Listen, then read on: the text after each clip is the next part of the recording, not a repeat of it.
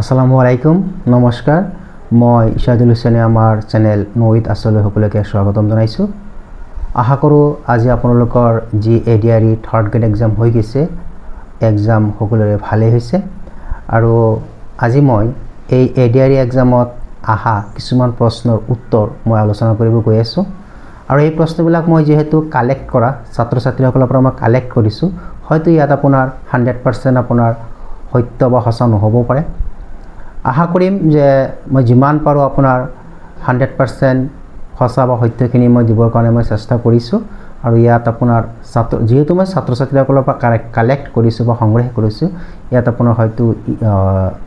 ইফাল দুই এটা প্ৰশ্ন আপোনাৰ থাকি যাব পাৰে বা ভুলো হ'ব পাৰে তাৰ কাৰণে মই আগতীয়াকৈ ক্ষমা প্ৰাৰ্থী আৰু বলক সমন্বয় কৰি পেলাই আজি এডিআৰই থাৰ্ড গ্ৰেডৰ যে প্ৰশ্ন আছিল সেই প্ৰশ্নবিলাক মই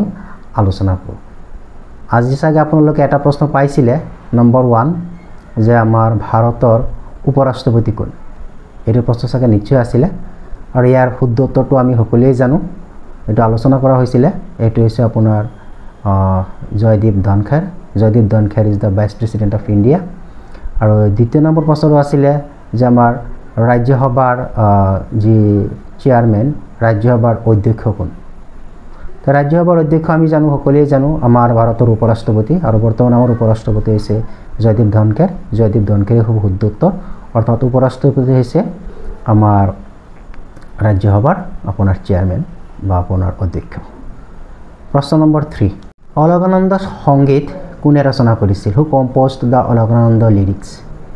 তো ইয়াৰ শুদ্ধ উত্তৰটো হ'ব আপোনাৰ তন্ময় কীৰ্তন আছিল আপোনাৰ অলকানন্দ সংগীতৰ আপোনাৰ কম্পোজাৰ বা ৰচনা কৰিছিল তেখেতে 4 নম্বৰ প্ৰশ্নটো হৈছে আমাৰ অসমৰ লগত লাগি থকা দুখন বিদেশী ৰাষ্ট্ৰ বা দেশৰ নাম উত্তৰটো হ'ব আপোনাৰ বাংলাদেশ আৰু ভুটান আৰু বাংলাদেশ হৈছে আমাৰ অসমৰ লগত লাগি থকা দুখন বিদেশী ৰাষ্ট্ৰ বাদে পিছৰ প্ৰশ্নটো মই আলোচনা কৰিছো পিছৰ প্ৰশ্নটো চাগে আপোনালোকে এনেধৰণৰ পাইছিলে যে আমাৰ ভাৰতৰ ৰাষ্ট্ৰপতিক কোনে শপত বাক্য পাঠ কৰায় যেটা মই সকলোৱে জানো সুপ্ৰিম কোৰ্টৰ চিফ জাষ্টিস অফ সুপ্ৰিম কোৰ্টৰ চিফ জাষ্টিসে আমাৰ ভাৰতৰ ৰাষ্ট্ৰপতিক আপোনাৰ শপত বাক্য পাঠ কৰায় নেক্সট কোৱেশ্চন 6 নম্বৰ প্ৰশ্নটো হ'ব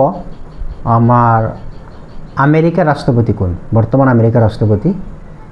আমি সকলোৱে জানো যে বৰ্তমান আমেৰিকাৰ ৰাষ্ট্ৰপতি হৈছে জো বাইডেন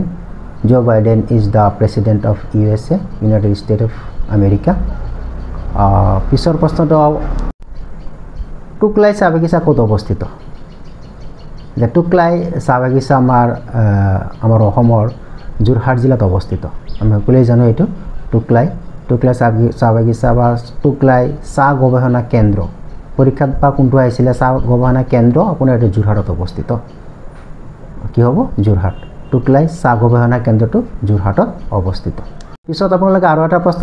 এনেধৰণৰ এটা প্ৰশ্ন পাইছিলে যেটো প্ৰশ্ন আছিল আপোনাৰ যে কোন দেশৰ পতাকাত পিছফালে আপোনাৰ ৰঙা আৰু আগফালে আপোনাৰ যেটো ক্ৰছ চিন আছে এই ক্ৰছ চিনটো আপোনাৰ বগা আছিল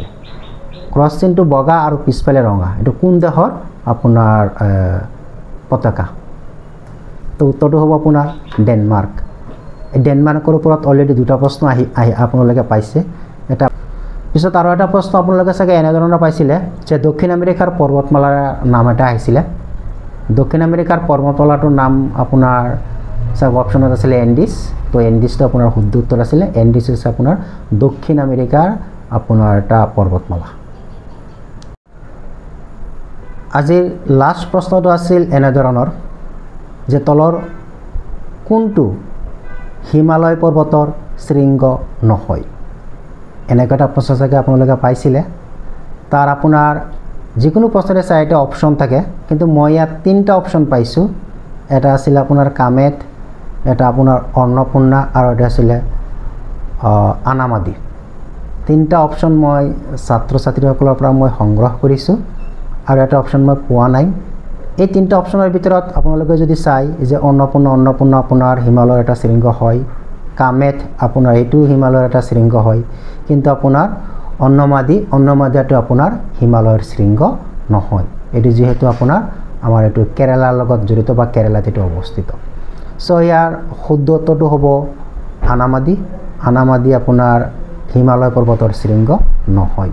যদি আৰু এটা অপশ্যন যদি বেলেগ থাকে হয়তো সেইটো মই জনা নাই, কিন্তু এই তিনিটাৰ ভিতৰত আপোনাৰ অনামাদিটো হৈছে ৰাইট এনচাৰ। সো আশা কৰি আপোনালোকে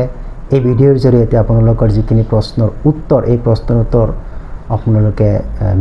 মিলাই পেলাই আপোনাৰ যি আজি পৰীক্ষা হৈ গৈছে এই পৰীক্ষাৰ আপোনালোকে এটা ভাল নম্বৰ বা ফলাফল এটা লাভ কৰিব বুলি আশা ৰাখিছোঁ। আৰু পুনৰবাৰ আপোনালোকক মই ধন্যবাদ জ্ঞাপন কৰি আজি আমাৰ ভিডিঅ' ইয়াতেই সামৰণি মাৰিছোঁ। ধন্যবাদ।